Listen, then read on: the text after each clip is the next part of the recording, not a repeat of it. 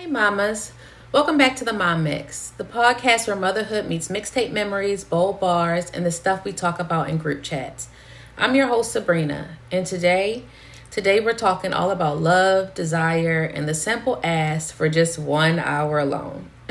Not as a mom, not as the keeper of schedules and snack refills, but as a woman, a partner, a lover. And no, I'm not asking to be alone in the bathroom either for 5 minutes. I'm asking for true time alone. This episode is inspired by one of my favorite songs, Tyrese's Sweet Lady. And today's episode is a reminder that even when chores are stacking up, the baby's teething, and the school emails won't stop, we're still deserving of the same love, attention, and intentionality we had back when we were the prize to be won. So grab your headphones, a cup of something warm or strong, and let's press play on track 8, Sweet Lady, Just 1 Hour Alone. All right, mamas, let's be real. Motherhood changes things. The way we move, the way we love, the way we even see ourselves. It's easy to get wrapped up in the routine and lose sight of what made you feel like a woman and not just a mother. When my husband and I first got together, I was seen. I was desired. He was checking for me, at first, he liked me. He thought I was cute. But at first, I was very vocal with my intentions because this was nursing school and my time was limited, I was like, are you interested in me or not? Like, say what you're saying. I needed to be clear on what we were doing day 2.5 because I needed to make sure I could see him in my plans and in my life. Okay. I guess I didn't scare him because we've been married for 17 years and was intrigued by my boldness. And, after we cleared that up, I allowed him to take over and pursue me with intention. But while we were dating and courting, and even up until we got married and after we got married, we've heard this a lot. And I know a lot of you guys probably have heard this as well. How you get her, it was the phrase, how you get her is how you keep her. And it basically means the energy that you put into the relationship, the same energy, effort, and attention that you use to attract or win over your partner, especially in the dating or early relationship phase. You should continue that if you want to maintain the relationship or marriage. And if you courted with intentionality, consistency, if you dated often, showed affection, your communication was a 10, those same things need to continue to keep the relationship strong. But life happens, careers stretch, babies come, sleep gets stolen, and sometimes we forget. Romance doesn't have to disappear with the diapers. So let me ask everybody something. How do you avoid getting into a slump and not let, the mundane things of life just slip in? Okay. The only simple thing that I can think of is dating. And that seems really simple to say, but dating is the easiest thing where you can go out and just be with your partner and communicate and have fun. Yes, you can communicate at home and talk about other things, but, it's simple, but it's hard. It's hard when you have things to do. It's hard when you don't feel like being bothered, but you have to do something. Okay. Me and my husband have been trying to explore different ways to improve our dating life, especially, now that we have a toddler. We're trying to get creative with different things. So we've explored and learned about these new rules that people have, and they're called rules of 1s, 2s, and even 3s. And all it is just a reminder that love doesn't just survive on autopilot. It needs touch points. So whatever is your judge, it's basically each couple can decide what works best for them, and then even create something eclectic for what works best for their lifestyle. I will go over everything, like the different rules and stuff, and then I'll kind of discuss what we decided or what we think works best for our lifestyle. But I thought they were interesting to discuss, so I'm going to talk about them. So we're going to first talk about the rules of one. So 1 hour of real connection or quality time each day, one intentional date a week, and one weekend or night away a month or quarter. That's a lot. But if you can do that, more power to you. You already know that ain't the one we choosing, okay? So the next one is the rule of two. This is more so popularized in marriage circles, okay? So this is where we start getting into, you'll probably be like, okay, I think Sabrina picked this one. So this one is every 2 weeks, go on a date. Every 2 months, take a night or a weekend away. Every 2 years, take a trip or a vacation together without the kids. So this one is more so for the couples trying to recenter after kids, work, or burnout. It kind of helps you plan ahead and prioritize like your life and all of that other stuff. Now, when I saw that every 2 years take a trip or vacation together, I was like, oh, I don't know if I like that, because I don't want to be like held to only going somewhere every 2 years. And that's not it. Like, you can choose to go somewhere more often with your partner or whatever. But I thought about it, we go on vacations, pretty often to go somewhere often enough. So, I mean, that's just the minimum. That's just to make sure that you're still hitting the points. So the next one is the rule of three. So this is basically for that deep level maintenance and long-term love. Okay. So this one was really interesting to me. I thought it was just going to be like way more things, but we'll get into it. So this one is 3 conversations a week that go beyond logistics. Like, not did you, just pay the bill. More like, how are you? Like, how are you doing? You're asking, intentional questions. There is not, did you pay the daycare? Stuff like that. So you're having 3 conversations a week to check in. This one's cute. 3 kisses a day. Real ones, not just pecks. And then 3 times a year, try something new together. So instead of just saying vacations, do a class, a hobby. You can do a trip. You can try a new restaurant. So that kind of takes the pressure off of that vacation aspect of it. But like I said, if we're not held to any timelines. You can make it fit to your life, how you want to.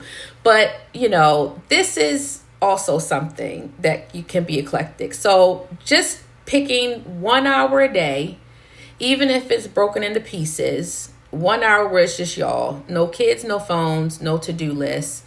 Just eye contact, real convo, a cuddle on the couch, a walk after dinner, or even a shared playlist while cleaning up. And that matters because a small daily dose of connection keeps the intimacy take full. Okay? So that can be your one. It doesn't have to be, one conversation. It doesn't have to be 1 date a week. It doesn't have to be anything like that. Okay? 2, it could be 2 dates a month. The dates don't have to be elaborate, but they need to be intentional. 1 can be a big outing, dinner, movie, concert. The other can be at home, like a game night, a spa night, a themed dinner after the children are down. And why it matters is because prioritizing fun and romance reminds you that partners, that you're partners first and just not co-parents or roommates, or like college roommates. Sometimes that's how you feel after you get like the kids down and you just like look at each other and like lay down next to each other. You're like, oh, how are you doing, friend? And then a bonus, 2 nights away a year, if possible, whether it's a staycation, a hotel night downtown, or an anniversary trip. Getting away together resets the romance and gives you space to be something other than caregivers. Maybe right now in my life, that seems more realistic, but I'm always reaching for the stars. You never know. I honestly see what everybody else is doing, and sometimes I long for the life I used to have, but it's okay. I'll get it back. In my early 50s, I'll be back where I was. And it's fine. But while we're talking about dates, there is a lot of talk online lately about where people will or won't go on a date. And I would be remiss if I didn't bring that up. Okay.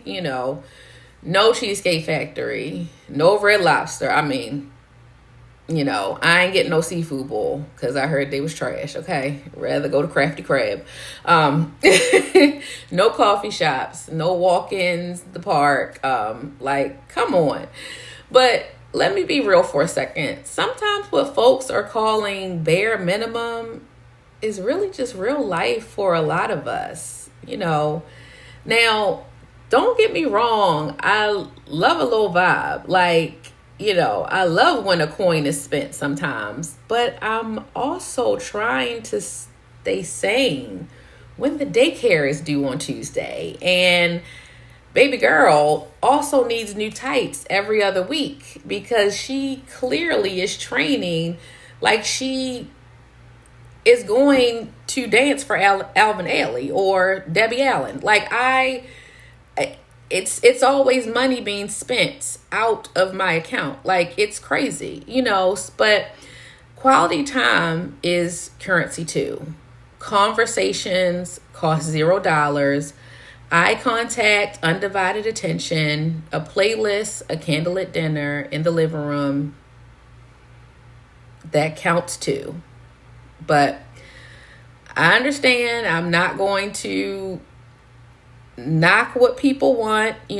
People have their intentions. They want to state their intentions and what they will and won't accept. But, sometimes that's real life for people.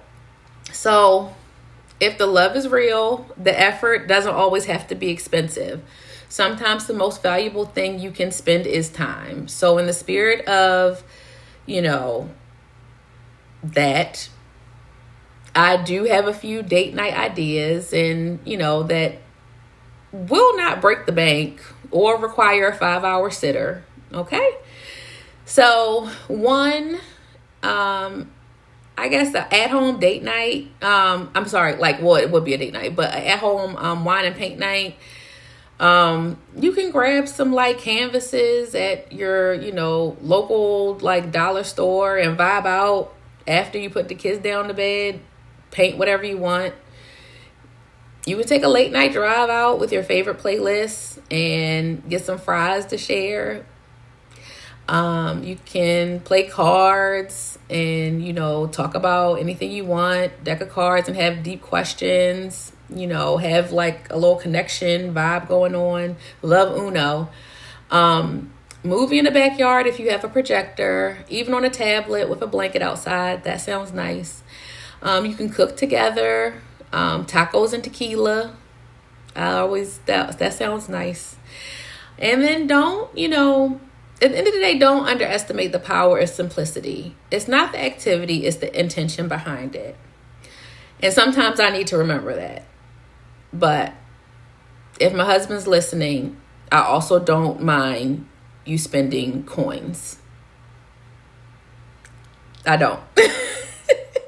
But I don't mind the simple things either.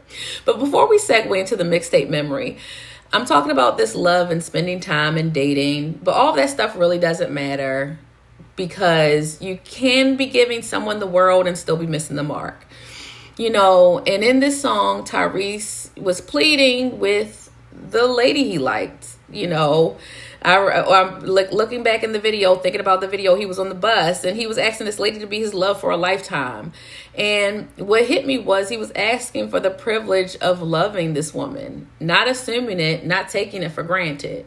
So, he didn't know this lady, but how can we inadvertently take each other for granted? The people that we love, that we want to love forever? How can we take them for granted? One easy way is by not taking the time to understand the language that they receive love in. You know, you're over there doing acts of service and they're over there waiting for words of affirmation. You over here buying all the gifts, but all they want is just you to hold them after a long day. You know, I didn't realize this until I was literally out with some of my girlfriends for happy hour. And they urged me, they were like, you need to go home and take the 5 love languages test. And I'm like, okay, like that's fine. Like I know what mine is. I know what his is. But we really didn't. We really didn't know each other's. And this was like just recently. So we've just been like out here just loving each other the way we wanted to. But if you love someone, and I really mean, you love them, it's not just about what you give. It's about giving it in the way they receive it. So if your partner's love language is physical touch, maybe it's just slowing down to cuddle before bed. If it's quality time, make space for them to have that time. Even if it's just 20 minutes with no phones and you're just like listening to them, because all they really want you to do is just listen to them with no distractions, and maybe no social media. That's what they want. Let's stop assuming. Let's start asking, what makes you feel seen? What makes you feel loved these days? Take your time and do research. What's your love language, so you can know. It may surprise you.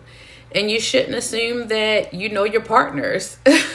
Allow them to, have the space to explore and figure out theirs as well. Don't assume theirs. And really try to provide the love the way that they receive. And I want to give a special shout out to my friends that urged me to do that. Thank you. Okay, so now we're going to jump into our mixtape memory. So let's rewind real quick for our memory for this week. And this week it's going to be talking about when me and Marcus were dating. We started off long distance, so that's another tidbit as to why I was so, I wanted to declare my intentions so soon, and I needed to know what Marcus was doing. I wanted to know right away because we were long distance. And, every time we saw each other, it was a moment because we didn't have a lot of time together when we saw each other face to face. But every time we saw each other, you always had a gift, nothing extravagant, but every single one was thoughtful. My favorite, this little silver charm bracelet that he got made for me. It's not a big name brand, just a piece of him he wanted me to carry. I remember opening it and feeling butterflies in my stomach, not because of the cost, but because of the care. That bracelet wasn't flashy, but it held meaning. Now listen, as we've gotten older, the gifts have definitely leveled up. And, don't get it twisted. I love a good gift, okay? But, that bracelet, that charm bracelet, that is one that still hits different. It reminds me that love always doesn't look like a price tag. Sometimes, it's a small gesture wrapped in a memory. And, I absolutely love that bracelet. I might pull it out today. I don't wear it often anymore, but that's still one of my favorite gifts from my baby. I might wear it today. So let's flip the tape. Time for a little side A, side B. All right. Side A. So back in the day, no kids, no sitter, no pre-planning. You want to go out? Sure, let's go. Anywhere we wanted to go. Movie, dinner, midnight drive, whatever. Spontaneity was the vibe. The thing is, I don't even think we really went out like we probably should have when we did not have children. And that's one of the things that I absolutely regret. We squandered that time away. Like, I don't even know I couldn't even tell you what we were doing. Okay, side B. Now we have a toddler. And as much as I don't like to admit it, we have a teenager. She's 13. She'll be 14 soon. We have a teenager. We have diaper bags, bedtime routines. I'm coordinating with my mom. That's my mom, or a sitter. Just to leave the house, it requires strategic planning, like we're in a heist in a movie. We're sneaking out so the baby don't see us because he will have a fit. But here's the truth. Even with all of that, connection is still possible. It just takes a little bit more coordination. And we appreciate the time that we had, that we squandered away before we had children. But, the time that we do sneak away is still priceless. All right. So we're going to jump into our mom bars for this week. Time for some real talk. 15 seconds of bold, unfiltered truth. So, don't let survival mode kill your intimacy. You're still worthy of romance. Still worthy of desire. Being a mom doesn't cancel being a woman. Let me repeat that. Don't let survival mode kill your intimacy. You're still worthy of romance, still worthy of desire. Being a mom doesn't cancel being a woman. All right, mamas. So to all my mamas listening, you're worthy of being loved like it's day one. To the partners, to the husbands, don't forget to see her beyond the title of mom. To all of us, keep learning the language of love and never stop speaking it. We always want to be somebody's sweet lady, so don't forget about us. If this episode resonated with you, share it with your partner. Drop it in the group chat. Let it be the conversation starter for a real moment. And if you got a mixtape memory of your own, tag us at the Mom Mix Pod. We love to hear what made you feel butterflies once upon a time, way back in the day. Okay? We always love to hear stories. Until next time, mamas, take care of your babies, but don't forget, you still deserve to be somebody's sweet lady. Have a good week. Bye.